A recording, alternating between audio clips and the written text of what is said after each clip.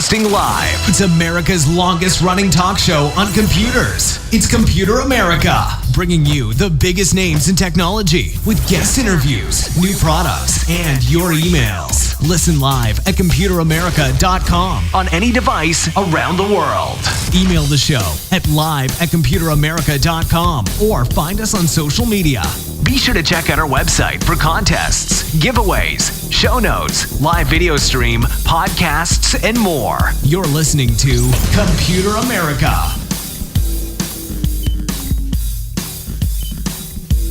Hello and welcome into the Computer America Show. We are the nation's longest running and nationally syndicated radio talk show on computers and technology. Thank you for joining us. I'm your host, Ben Crossman. Everyone out there, thank you so much for joining us. And today we have a great show planned for you where the entirety of the day is dedicated to computer and technology news. So you definitely want to check that out.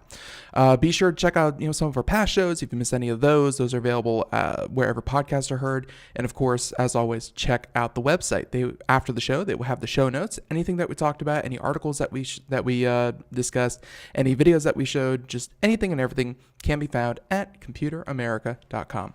All right, everyone, and I think we're just going to go ahead, jump right into it, not waste any time, and we are going to get started with computer and technology news. So I hope you're ready. Here we go.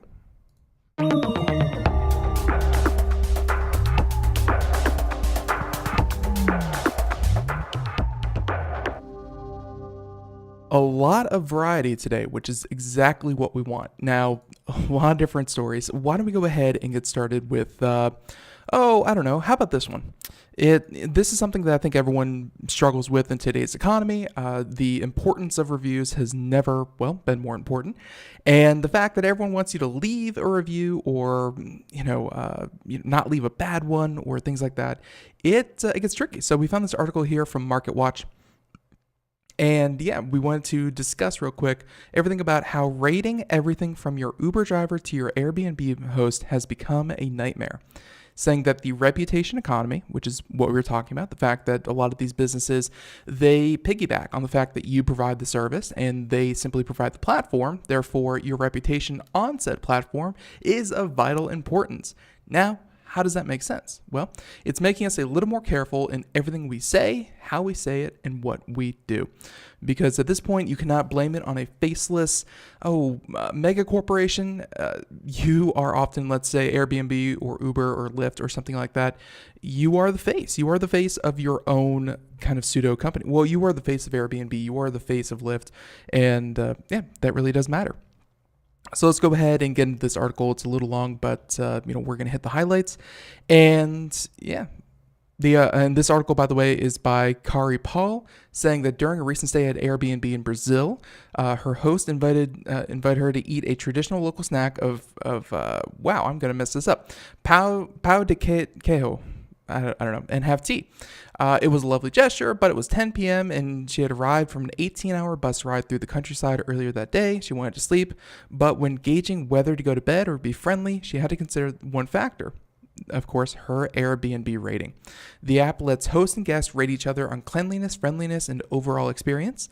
If, of course, I rejected her invite, would the host think I was rude? Or if I did eat with her, would she think I was freeloading to look upon me less favorably?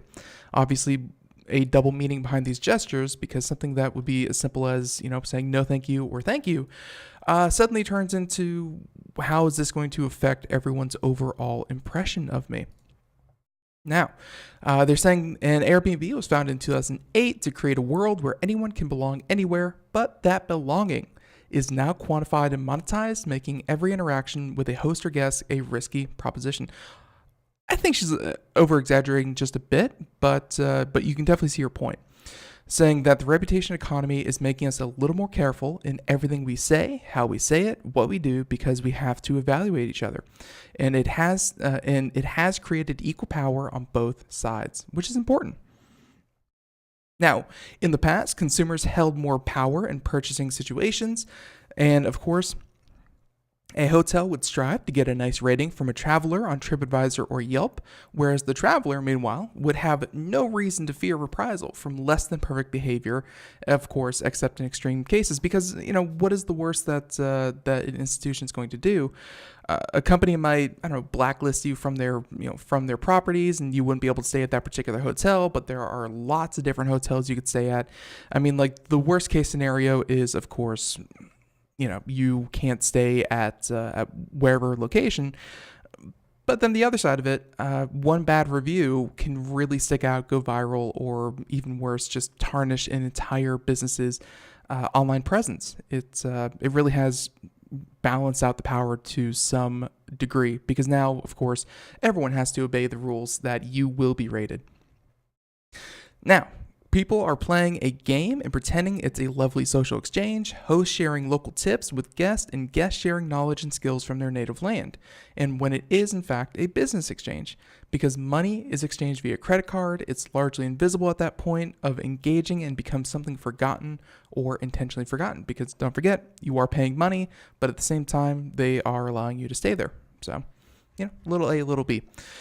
Now, why don't we go ahead and skip through this article a little bit, because this is a very interesting point, but unfortunately, can't follow the whole thing. Now, of course, she said, to be fair, my experiences with sharing economy apps have been largely positive. She's saying that I have lived in a part of Brooklyn where it's rare to stumble upon a cab, and apps like Uber, Lyft, and Juno have been indispensable for getting around.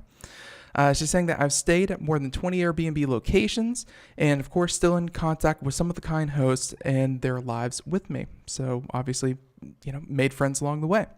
But increasingly, she feels the stress of being rated reciprocally, there we go, outweighs the price and convenience of booking a room in someone else's home. There you go. And honestly, I see her point at the same time, where if you as a guest get poor ratings, then no one would want to take you, and you wouldn't be able to use the convenient app that you're trying to use. But by the same token, I've stayed at a few Airbnbs. I've used Uber and Lyft many a time. It's not hard to get 5 stars. People don't really want to give 3 stars for no reason. I have this mentality, and I think a lot of people do too. Everyone starts with 5 stars. You have to purposely mess up to start deducting stars. I had a gentleman in an Airbnb I had a gentleman in an Uber. I think it was an Uber or Lyft. It was a ride-sharing service. And the entire time, as soon as I got in, he started to go off on conspiracy theories. The earth was flat. He talked about the research that he had done. He had talked about all these different conspiracy theories. And of course, I'm sitting there, just kind of listening to this whole thing. I promise not being swayed by any of the arguments that he was making. But at the same time, it was weird, but his driving was fine. He was on time. He was being friendly, so he thought. He was, just kind of sharing his ideas and, spreading the word of why NASA is lying to you about a round Earth. But, I still didn't give him 5. I still gave him 5 stars because his service, at least, was good, and he was friendly. My point is, you have to do something very egregious in a lot of cases to get a bad rating. And if something really goes haywire and you feel like it's completely unjustified, because don't forget, it's not hard to be a good human being. If something goes completely haywire, hey, I'm sure you can contact one of these, sharing services. For this author to say that she feels that, being rated outweighs the price and convenience of booking in a room in someone else's home, the service is about as convenient as you can be. Trust me, I've done plenty of hotels. The service is way more convenient, and the convenience definitely outweighs the fact that people look at me and they say, hey, he was an okay guest. He didn't talk much. He came in, went out, and didn't steal anything. It's not hard to be a good person. And for her to say that, and I'm sure, if she were here talking with me, kind of be punching back and saying that, I'm not talking about being a good person. I'm talking about the fact that you have to worry about being rated. But I don't know. I just don't think it's all that hard to not be a bad person. So there you go. There's that first story. Story number one. Story number two. Check this out. This is and this has to do with security. Something that is time and time again. Just have to warn you folks out there. Samsung Galaxy S10. Great phone. People love it. It's as far as top tier phones go, Samsung and iPhone. Those are your choices. Well, except for one little feature. And it's called the Samsung Galaxy S10 fingerprint sensor, defeated by a $450 3D printer. By the way, this title alone made me realize, oh, hey, 3D printers are now sub $500.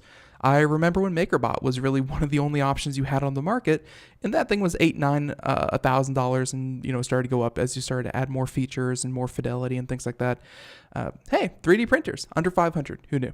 But I digress. Article, Ars Technica, Ron Amedia. And this year, in the world of smartphone fingerprint sensors, Qualcomm's ultrasonic in-display fingerprint reader, the 3D sonic sensor, is expected to get widespread adoption, because obviously iPhone, they have their fingerprint sensor in their iPhone. And listen, when it comes to security and fingerprints, it's not a good option. Really, a secure PIN number, a secure PIN or something along those lines is better than any kind of facial recognition, better than any fingerprint sensor.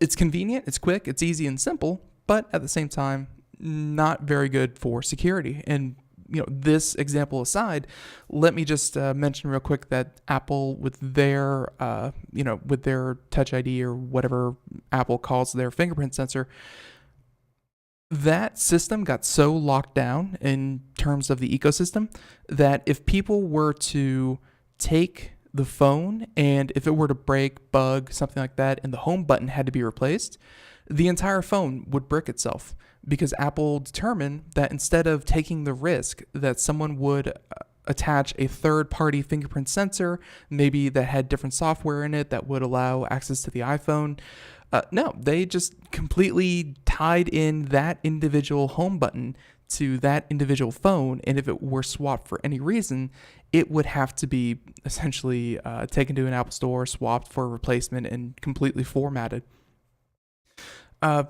Security-wise, to make it secure, you have to really lock it down. And if you don't really lock it down, like I think we're going to find out about the 3D sonic sensor from Samsung Galaxy, it's too easy to fool and trick and bypass. Now, here we go.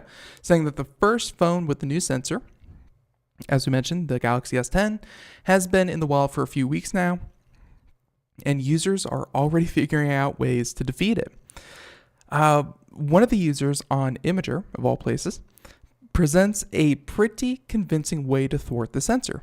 Take a picture of a fingerprint off an object, such as a wine glass, add some depth to it in a 3D editing software, which is not hard to do. Plenty of tutorials out there if you want to know how to do this, and then print it out using a 3D printer. If you're wondering, wow, how do we do that? Ladies and gentlemen, many of your local libraries actually have places with 3D printers, and you can actually use them, or you can ship that task off to someone in the cloud. A lot of places have websites and services that will print things for you, which would then send them right to your doorstep, wait a couple of days, and you are good to go. It's really not that hard to even gain access to a 3D printer, let alone actually just buying your own 3D printer, which isn't necessary. Now, a video on the post shows that the S10 unlocking with the printed finger facsimile, which looks a bit like a glass microscope slide. And for anyone out there watching the video portion, we have it right up there, and you could see very much an acrylic slide, but instead with the fingerprint slightly raised up.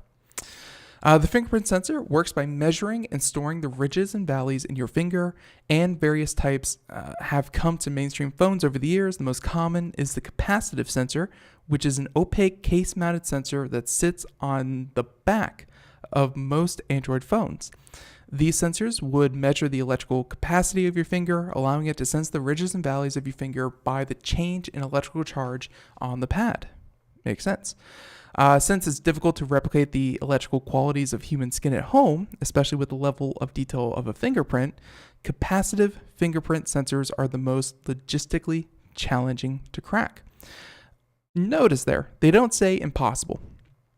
And on top of that, just to take another issue on this, which I'm sure the article doesn't cover because I like tangents, if this whole thing is about security and we have an article coming up about the ACLU challenging government agencies for doing full-blown, in-depth searches of, well, I should say unwarranted searches of people's laptops and tablets and things like that, if you're anywhere on the spectrum of I want privacy, I don't think anyone should be able to search my things without my permission, then, and of course, you can work in the Fourth Amendment into that, or the Fifth Amendment if you don't want to be, incriminate yourself, which, hey, don't have anything incriminating, but I digress. Still, if you're anywhere on the spectrum of privacy, it has been ruled time and time again that fingerprints are not private. Police agencies and more can, of course, police and government agencies can collect your fingerprint. They can use your finger to unlock devices such as an iPhone or a smartphone that if they were protected with a, with a PIN, they would not have access to. They would not be allowed to access those devices because PINs are closer, they're closer, related or analogous to a safe combination. And the Supreme Court ruled that safe combination is not something that should be handed over thanks to the Fifth Amendment, blah, blah, blah. Point is, if you keep your device locked and sealed and hopefully protected with your fingerprint, there is plenty of precedent and plenty of of history to show that anyone can come by, take your finger, press it on your phone, and they can get right in. So if you're worried about security, this one aside, don't do that. Just use a PIN. But on top of that, then things like this happen, saying that the move to in-display fingerprint readers means that we have two new sensor technologies in the market, optical and ultrasonic. An optical fingerprint sensor, which most notably ships with the OnePlus 6T, works exactly how the name suggests. There is a CMOS chip under the display that takes a picture of your finger, and since this is a picture, it's a 2D representation of your fingerprint, and most people have the means to replicate 2D images at home. If someone were to take your finger, put it on a good quality printer, and literally take a print of your fingerprint, then hey, they'd be able to get into that one. And the other one is, of course, the Samsung Galaxy S10 totes. Yeah, 3D printer, kind of the same thing, but at the same time, it needs to be raised so it can measure it. And hey, that's where the 3D printer comes in. Saying that all biometric technology can be fooled, it's just a matter of how difficult it is to get the source data and replicate it. Snapping a picture of a fingerprint and replacing it with a cheap consumer printer is on the more plausible end of these Mission Impossible style heist, and on the less plausible end, we have something like the dubious claims of building an entire life-size head to fool Apple's Face ID. Which would be pretty hard because, remembering some of the articles I heard about, special effects and Hollywood, and Hollywood tricks and things like that. Yeah, that's a lot of money, thousands and thousands of dollars to get into a phone with data that's probably not worth anywhere near that. Now, of course, here's the thing. Biometrics, they're there to strike a balance between security and convenience, enough to deter common street thieves or to keep a prying associate out of your private data. If you actually think there's a chance of someone using this advanced spycraft on your phone in real life, just use a really long password instead. And of course, I use iPhone, so the only thing I know, use a 6-digit PIN, or of course, or longer if you're able to, but just use a PIN, a good long password. Do not use biometric. Biometric, the article actually did sum it up very well. They're there to balance the two. It's not about, it's not about being uncrackable. It's about being convenient. So there you go. Okay, everyone. There you go. Story number 2. And I'm not surprised whatsoever that biometrics continue to be fooled time and time again. That should not be surprising to anyone. Now, because we kind of teased this one, and we should probably get into it because this might take up the rest of the time before the break. Techdirt, great publication. Love their work. They definitely do a lot of great work.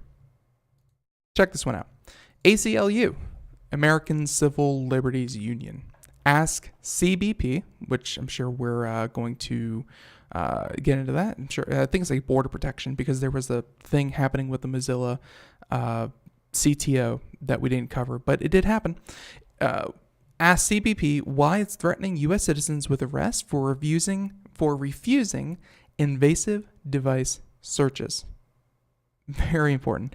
And we can't read that word on the air, and from the I assume because, well, blank you, that's why is the answer will get department. Now, this is, of course, again from Techdirt. The agents proceeded to, and this is from a summary. This is a summary that happened, again, from an Apple engineer and, of course, an outspoken person against privacy. Now, by the way, Tim Cushing.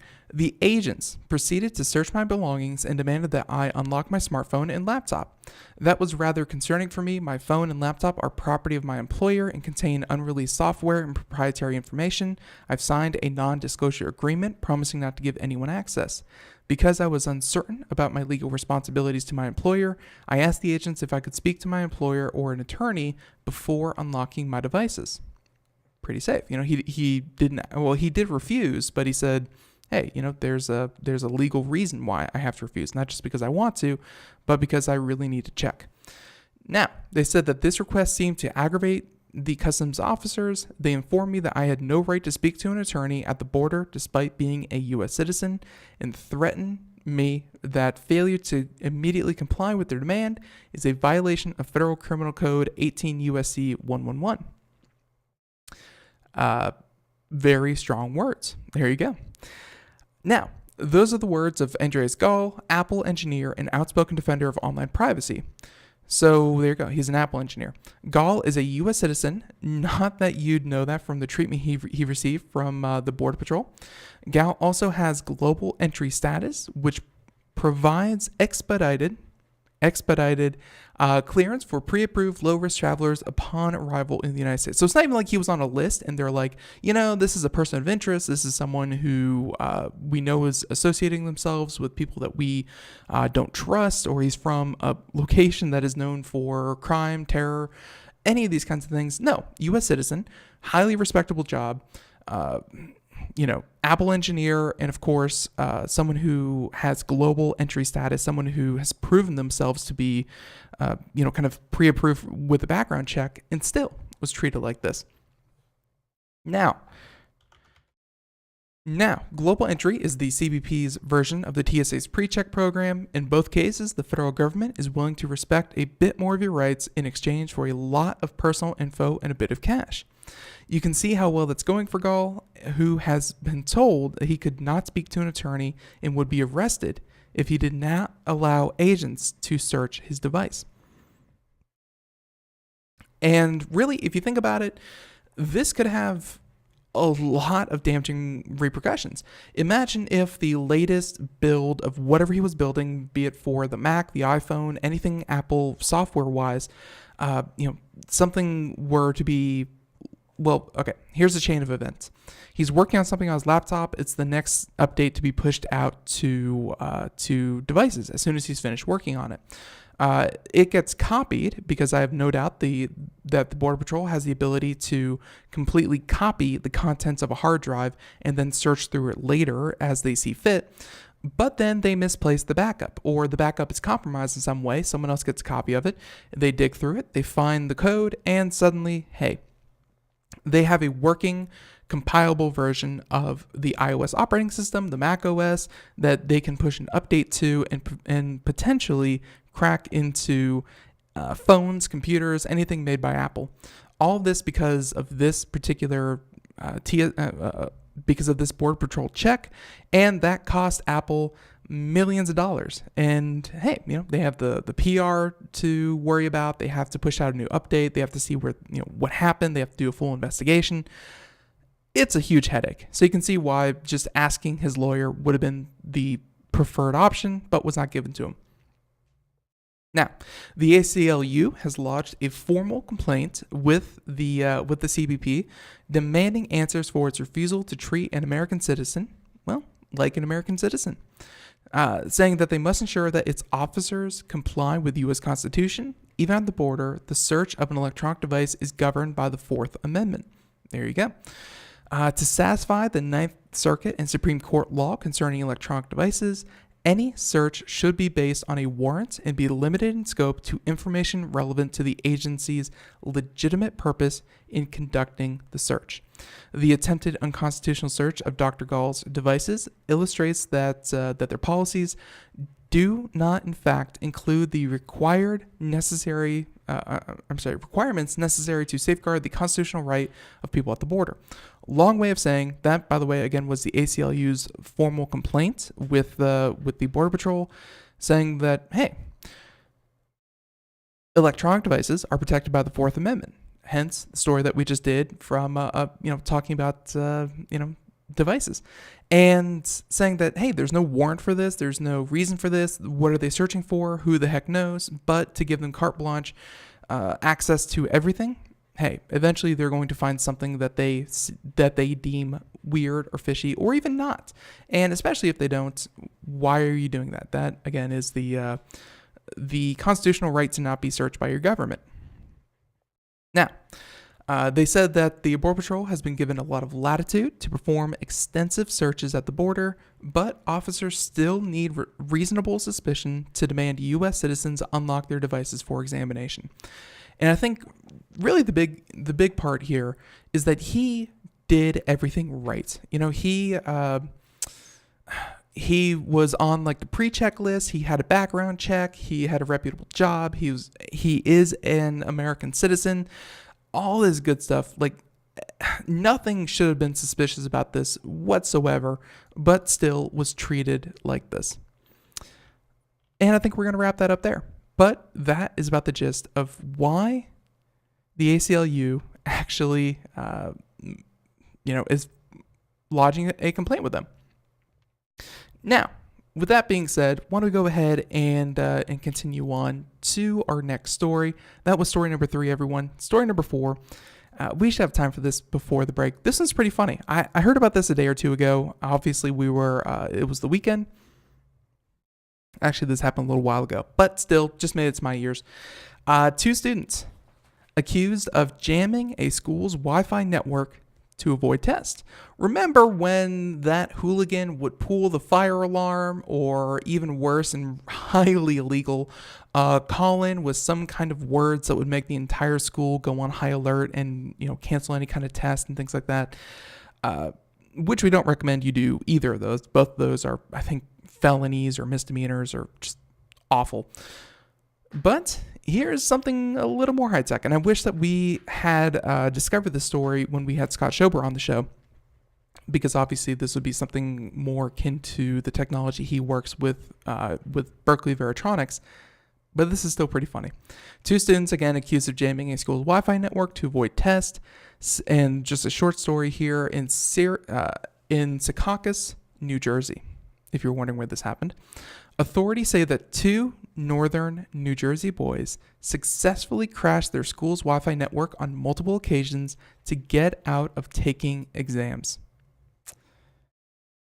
Hey, props for ingenuity and creativity. The 2 Secaucus High School freshmen are charged with computer criminal activity and conspiracy. Authorities say that the 14-year-olds used an app or a computer program to compromise the network, and apparently took requests from other students to bring it down. Sounds like they got unwarranted access to the administrative profile on the Wi-Fi network, which they shouldn't have, but that seems like poor security on their part. Anyways, They said that the boys' names had not been released. The charges stem from an investigation that began after school officials notified police last Thursday. The superintendent says that the school Wi-Fi network has been restored and is now fully operational. She declined further comments since much of the school's curriculum is internet-based. Of course, Wi-Fi loss would prevent a lot of people from doing their curriculum. Everyone, we'll be right back. More computer and technology news right after this. Everyone, stay tuned, and lots of other great stories. We'll be right back.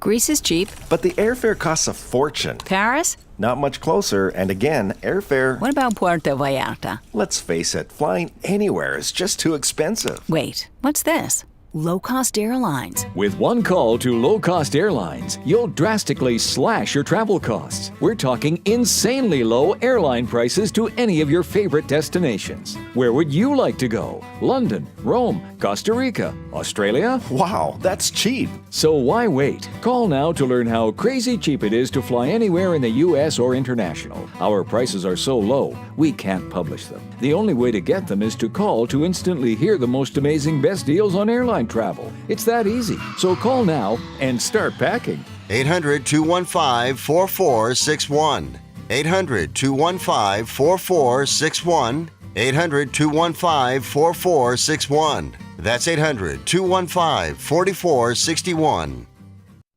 We are all Brother Wolf.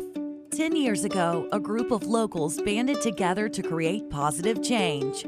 We took animals into our homes, held adoption events at local retailers, and talked to the community about our mission to help build a no-kill Asheville. A decade later, we have achieved so many victories for animals in need. There's been so much progress, yet there's still so much to do. As part of our year-long celebration, we encourage you to become a member of our special Compassionate Circle program. With a monthly donation of $10 or more, you will have behind-the-scenes access to the work we are doing at Brother Wolf. Our goal is to reach 1,000 members because we receive no government funding. Working together, we can help build and sustain no-kill communities. Learn more at compassionatecircle.bwar.org. We are a 501c3 tax-deductible organization.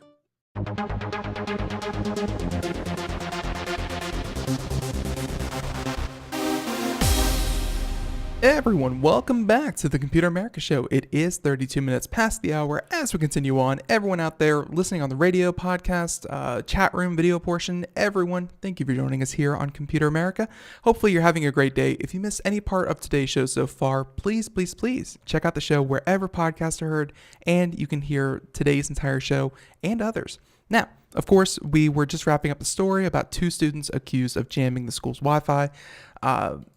They say jamming, and they say, let's see, the charges again were computer, criminal activity, and conspiracy. It sounds like someone just got into the administrative network. Yeah, sounds like someone just got into the administrative network as far as the Wi-Fi went, and they were able to just turn it off. Obviously, they should get in trouble, and they're going to get in trouble. But it doesn't seem that high tech. It's not like they were walking around with really complicated gadgets and were making some kind of field. No, just wasn't, they just weren't doing that. Now, of course, everyone, want to go ahead and switch on over. That was story number 4. Story number 5. Kind of pop culture, but hey, it's YouTube, so we're going to count it as technology. You may have heard of this song, and if you haven't, well, you're about to hear about it now. Blackpink's Kill This Love is breaking YouTube records. And I'll be honest, if you're not into K-pop, then you are in for a shock. K-pop is this really weird subgenre of music that is all about really, really attractive girls who are doing interesting dances and sing catchy, pop music.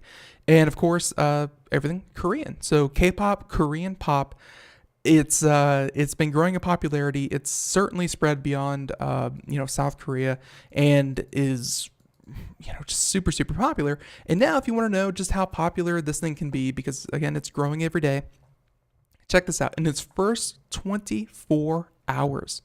The music video for Kill This Love, the latest single from K-pop quartet Blackpink, reached 56.7 million YouTube views. It then went on to earn 100 million views in less than 3 days. Ladies and gentlemen, that is... All right, two things. First, wow.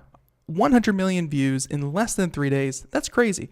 That's definitely going to break some records, and can't wait to see how high this thing goes. But second thing that I think, just really doesn't get enough appreciation.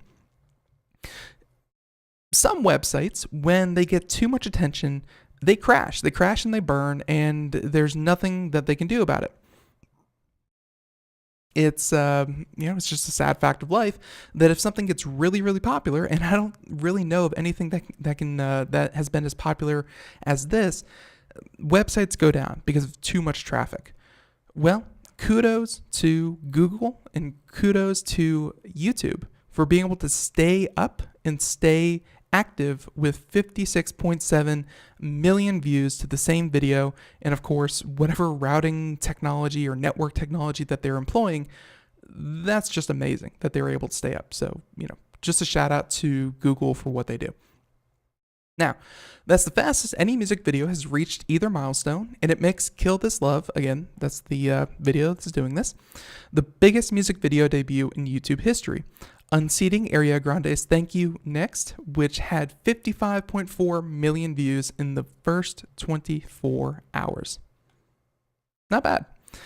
Saying that this isn't the first time that the K-pop quartet had a number one spot. Earlier this year, the group's earlier music video became the most viewed music video from a K-pop group ever, with more than 700 million views.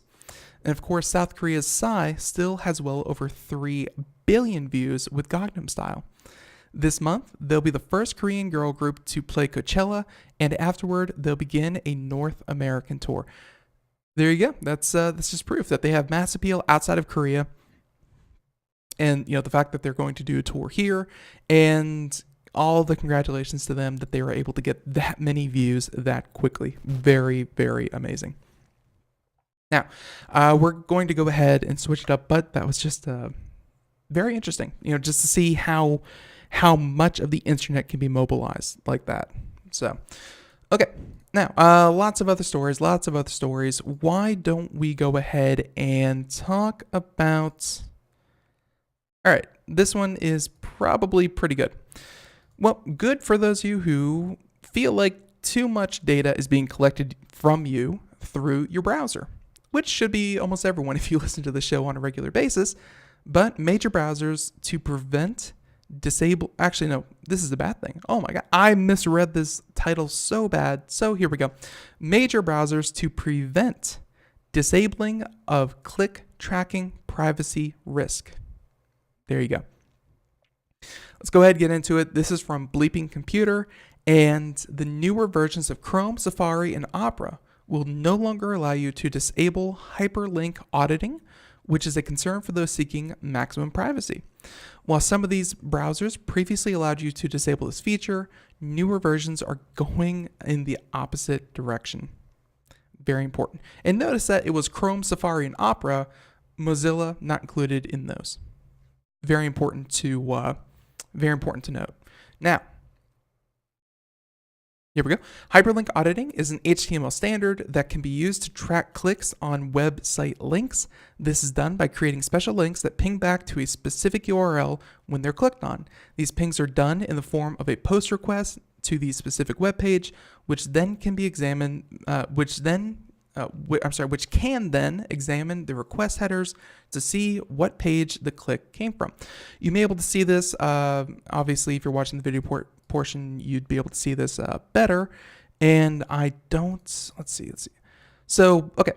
And, just looking at, all right, so I kind of have it cut off here on the video portion, but one of the websites that we just read, MarketWatch, that was the first story of the day where we talked about the Airbnb and the reviews and that kind of thing.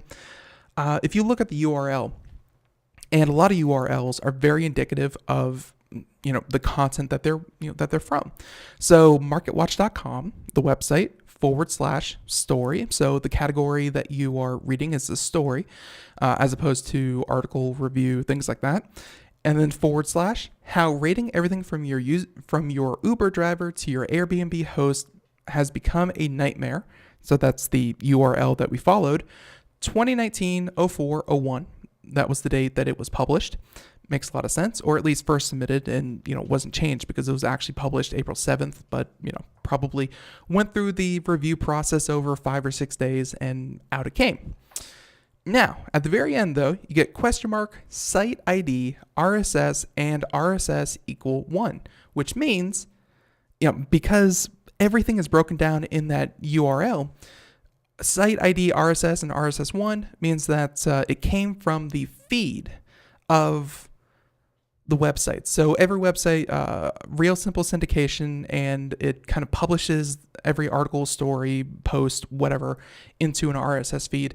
Essentially, that little bit at the end, everything following the question mark, is identifying where I came from to get to that story. If you go into your URL and were to backspace, and just simply go to that website without the question mark, you'd still end up in the same story. You'd still end up in the exact same place with the exact same content and everything. It's just that little tag that they add to the URL shows how you got there. And this happens every single day. And trust me, as someone who works in the media, I get plenty of tracking links and figure out where I came from, and analytics and that kind of thing. Numbers are king. And if you don't want to be tracked, well, I guess, being able to audit the URL before you actually click on it, so that you could see that, hey, you are being tracked, or this is going to send you to here and then to there. It was a feature, but looks like they're taking it away. I digress. That's a little rundown for all of you who didn't know what I was talking about. Now, back to the article.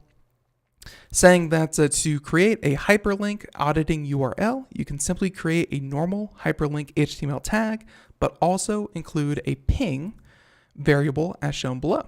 And they have a example here, right there. Href, Google, ping, and of course they can ping their own website. This will render on the page as a normal link to Google, and if you hover over it, it will show you the destination URL. It does not show you the ping back URL of, the website. So users, and here's the big thing, users will not even realize this is happening unless they examine the site's source code. Very, very interesting. Now, when a user clicks the above link, the browser will first send the post request and then take you to the URL. Essentially, it adds an extra step for your browser. The end user really doesn't even notice, and everything is tracked. You're good to go. Now, here we go. Most browsers will not let you disable this in the future, saying that with privacy and online tracking being such a large problem and major concern for many users, you would think that browser developers would give you the option to disable anything that would affect your privacy. Unfortunately, this seems to be going in the reverse direction when it comes to hyperlink auditing, saying that according to developer Jeff Johnson, Safari enabled hyperlink auditing by default, but allowed you to disable it by using the following hidden preference. And ladies and gentlemen, if you don't know anything about preferences or flags for Chrome or anything like that, it's a whole new world. It's a whole new can of worms that you can open if you start to Google these kinds of things.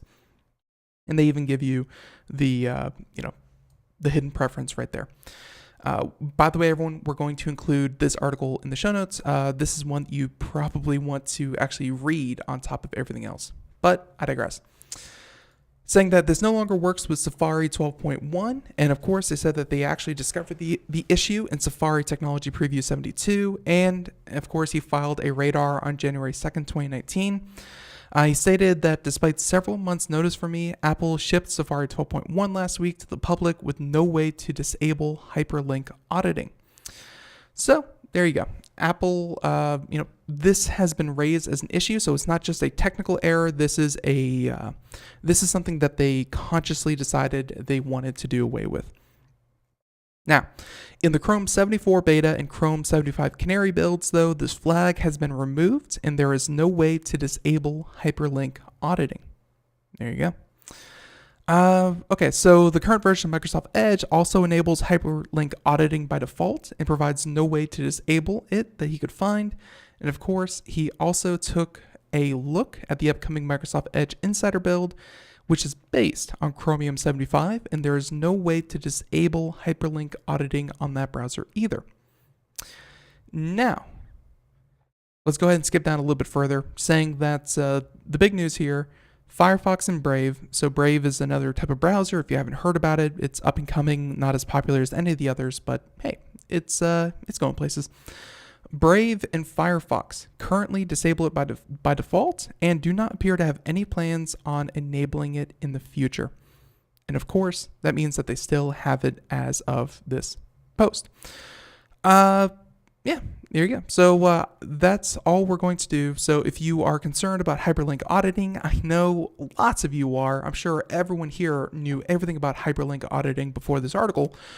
But if you're concerned about it, Firefox and Brave, that's your answer.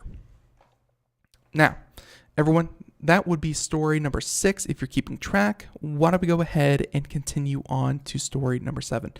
In this one, I'm a little suspicious about. I don't know if this is a great thing, but it's something that Twitter's doing. And if you don't know, spam on Twitter is a problem. No one denies that. I just don't know if this is the best way to combat it. It's something though. Twitter limits daily follows to combat spammers, saying that accounts will be limited to 400 follows per day. And that's a little fuzzy. I'm not sure if they mean one account can only follow 400 accounts a day, or if only one account can only receive 400 follows in a day. So let's go ahead and dig into the article and find out. In an apparent attempt to combat spam and bot accounts that populate its platform, Twitter announced today that it is changing its rules to allow users to follow up to 400 accounts per day. So it looks like it's the first one, which is good.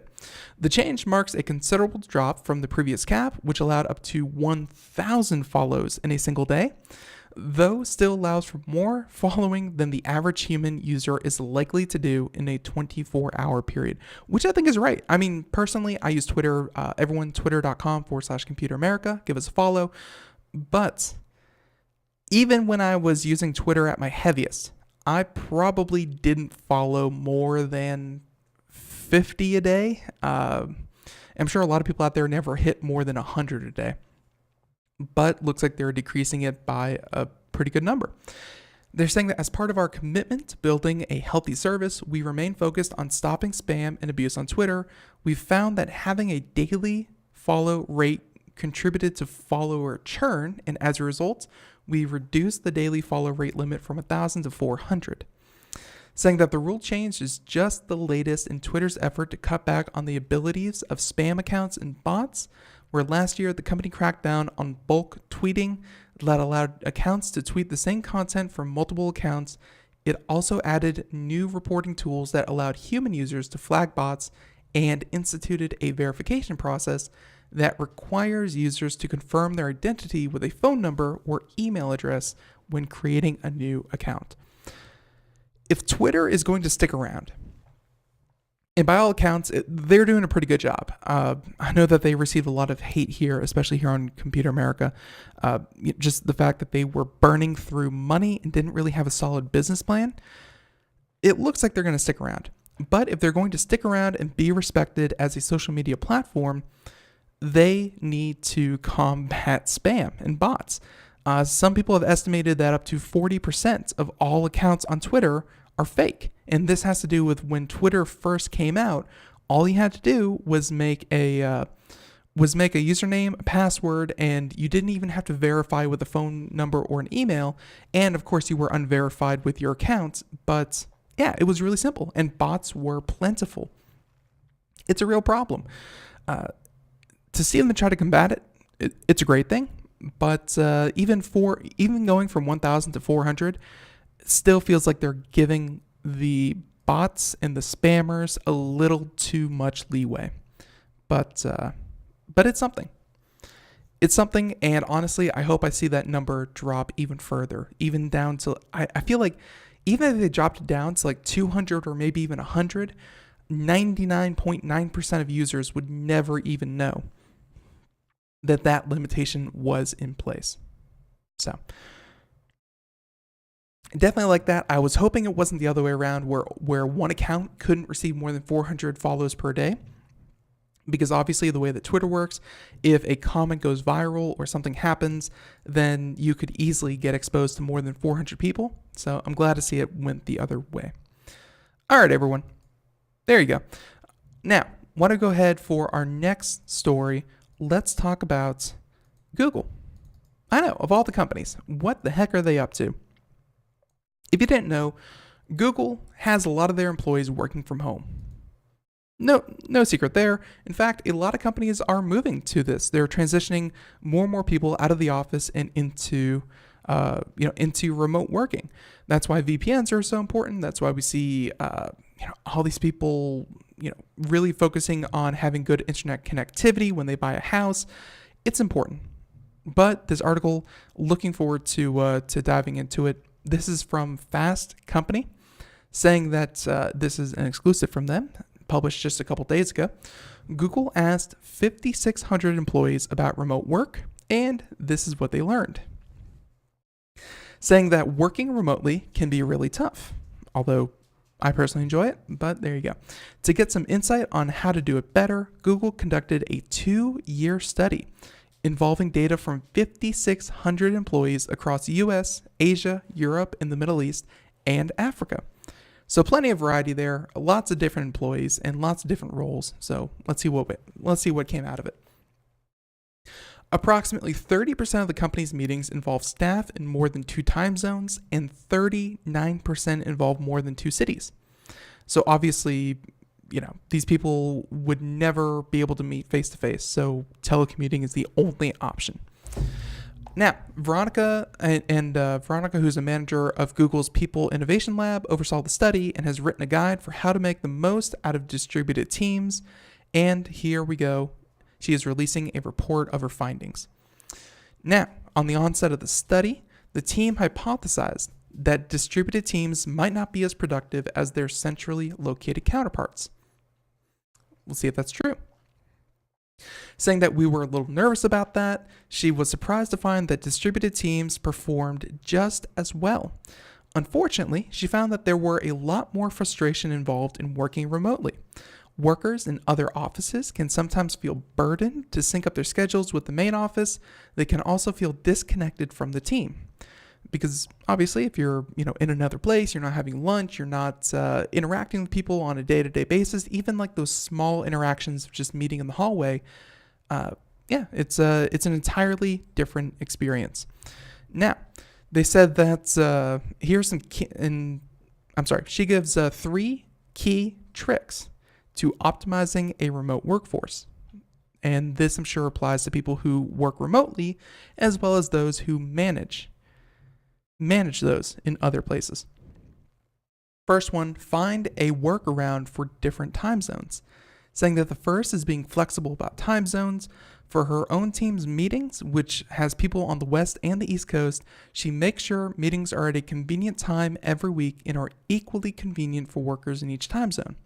If workers extend into more varied time zones, like Greenwich Mean Time, like at Greenwich Mean Time, or China Standard Time, she says to make sure that a manager should alternate meeting times so that one time zone isn't as inconvenienced as the other, or essentially share the inconvenience. Don't just put it all on one office to be completely inconvenienced at a time. The next one, foster real relationships. She suggests for making time for team members across the globe to get to know one another. She thinks managers should be really thoughtful about when they use technology for meetings and when it's more appropriate to fly out a team member in person. Though distributed teams cannot meet in person often, she thinks managers should encourage workers to get to know one another. Actually, Here's interesting. Her team meets once a week for 30 minutes with no express agenda over video chat. We actually eat lunch or breakfast over chat. It's a nice break from the day-to-day, being able to see someone's face. It's not the same as being in person, but it does help a lot. So even though they aren't in the same office, they aren't sharing the same thing, just sitting down and just hanging out over video chat really makes a difference. At least that's what she found. Third and last, and then we'll move on to our last story of the day, but third, figure out the tech and clearly explain the rules. Saying that she thinks managers should make sure that their technological infrastructure can adequately support a distributed team. Additionally, she says that managers should be upfront and transparent about where team members can work from. If workers can only work remotely from certain offices or locations, managers need to be explicit about the rules so that it doesn't seem like certain workers are enjoying certain privileges over others. And I guess those certain privileges would be working from home or, having to go into a designated office. Yeah, just make sure that everyone is being treated fairly. So let's go ahead and cap this off by saying it's also worth noting that at Google, each employee has their own set Each employee has their own set of objectives and key results both for the quarter and the year, a framework that may help its remote workers stay productive. Saying, quote, I think that sort of organization and structure in place certainly helps people get work done because then they'll have a clear understanding of what is prioritized. And there you go. It's, that's according to Google asking 5,600 different employees about working remotely, how that works out, what works best, and overall, I think it's just a very interesting read because obviously a lot of people are going to start to do that more and more often. Now, with that being said, we have time for just one more story. Why don't we go ahead and talk about Huawei? Just real quick, we really won't have time to get too far into this, but Engadget, great publication, Chris Velasco, saying that Huawei, one of our favorite topics here, Huawei is open to selling its 5G modems, but only to Apple, saying there is no indication that Apple would be interested though. Very interesting that they would only be comfortable selling to Apple. Anywho, for years, Huawei has been developing its own high-powered processors and modems, all to power its big portfolio of mobile devices. And so far, the company has refused to sell any of those to its competitors, saying that we've learned, however, that the company might be softening the stance. A source with knowledge of the situation has confirmed to Engadget that Huawei is now open to selling its 5G Belong 5000 chipset, but only to one company, and that one company is Apple. Saying that such a deal would be unusual, to say the least. Chip sales aren't exactly Huawei's forte, and a company rep said earlier this year in China that Huawei Belong is mainly for supporting Huawei smart products such as phones and IoT products, and is currently for Huawei's internal use only. So it would be weird that they would then offer the technology to a direct competitor, being Apple. Now you're wondering why this would be advantageous for Apple, and this article just goes on and on to, I'm sure, explain that, but just for all of you really quick before we have to say goodbye, if Huawei is able to produce these chips, and by the way, again, highly mentioned 5G, if they work well, if they can be made by someone else, implemented into iPhones, and then distributed to everyone else, there's a lot of cost savings to be had there. There's a lot of convenience fee to be had there for Apple.